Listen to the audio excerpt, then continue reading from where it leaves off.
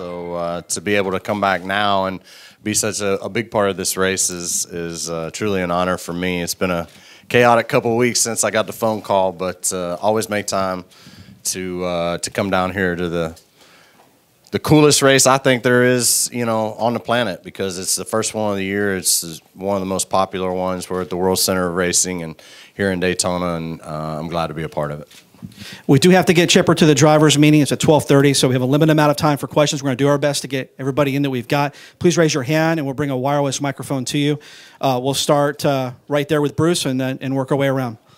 Just we'll do Bruce first, and then we'll come over here. I believe in the Bobby Cox days, there were a lot of NASCAR fans on the Braves, Ned Yost, a lot of those people.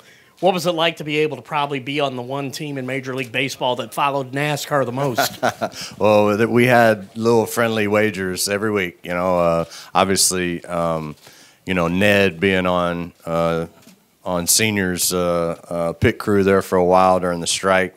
So me being a Jeff Gordon fan, we would always have, little wagers throughout the course of the week. But yeah, I think it goes both ways too. There's a lot of drivers that are here today that are big Braves fans. Being most of these teams are set here in the Southeast. The Braves are a big part of their lives as well. So it goes both ways. There's mutual respect, and can't wait to meet and see some of the guys today. Right here. Hey, Chipper. Hey, Steve. Couple questions. Hey, what are your exact duties here today? That's a good question.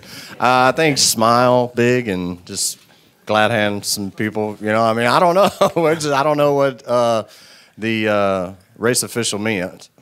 Couldn't tell you, but I'm having a blast so far. I didn't know if you had going to make some calls during the race. Well, if I have to black flag somebody, I will. Yeah. But we'll see. Now, have you signed any autographs for drivers while you've been here, or vice versa? I saw Chase Elliott, Georgia boy. So he was the first guy that I saw, and signed a couple bats for him.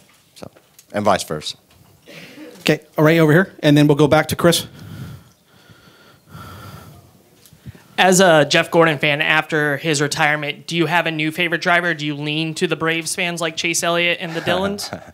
It's hard not to pull for Chase. Obviously, I think it's great that we have an Elliott back in the 9 car. His dad was a mainstay in the 9 car for so very long. It's hard for me not to pull for the 24. I've pulled for the 24 for so long, and been a huge fan of the Hendricks Travers for a long time as well. So I would have to say it's kind of hard for me because I know so many of them now. I have relationships with, the Harvicks and Chase, and, met some of the drivers through the years. Some of the Bush brothers came out and took batting practice with us one time. So, it's hard to – I just want to see a good race. I want to see everybody in one piece when it's over, and hopefully we'll have a finish much like the Xfinity race yesterday. Pretty good one from what I hear. Okay, Chris, and then we're going to come up here to Mike. Now that you're in the hall, I'm back here again. Hey, now that you're in the hall, is there a couple of guys that you would lobby for, and who would they be? Yes, all the Braves guys on the ballot I would lobby for. I'm still a little disappointed that Dale Murphy didn't get the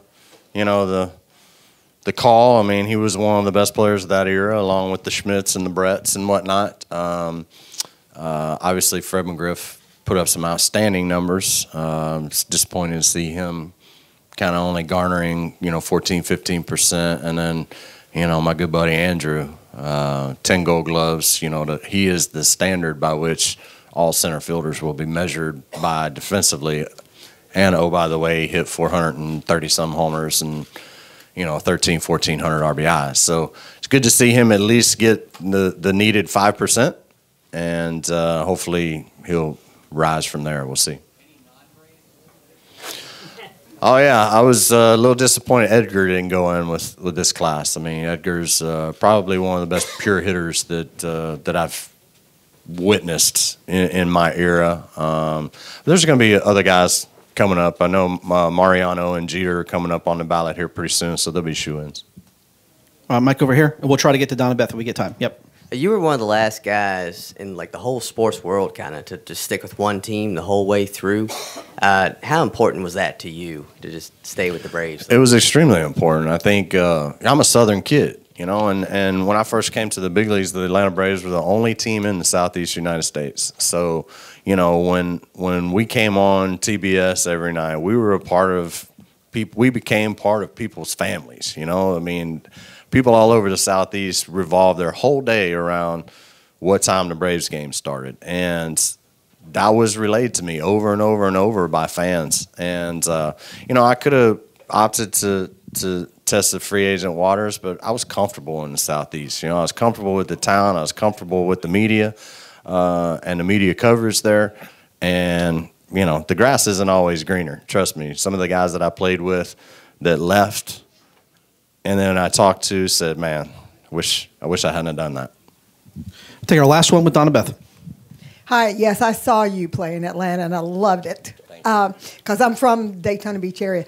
My question to you is, people bring up athleticism about drivers, and are they really athletes? You know drivers, you're an athlete. Could you talk to us a little bit about that? 100%. I think, you know, people marvel at our ability to be able to react and hit a 95 to 100 mile an hour fastball, you know, and it is remarkable. But these guys are going 200 miles an hour, 6 inches off each other's bumper. I think, you know, when you see somebody spin and you see the way these drivers are able to avoid contact at 200 miles an hour, it truly is amazing. It doesn't look it on TV, but when you get those in-car cameras and you see how fast that these guys have to react, it truly is amazing. So I think if you go up and you shake hands with these guys and you know, you realize that they're in pretty darn good shape. They're lean and ready to go, and yeah. So anybody who makes that argument they're not athletes is crazy.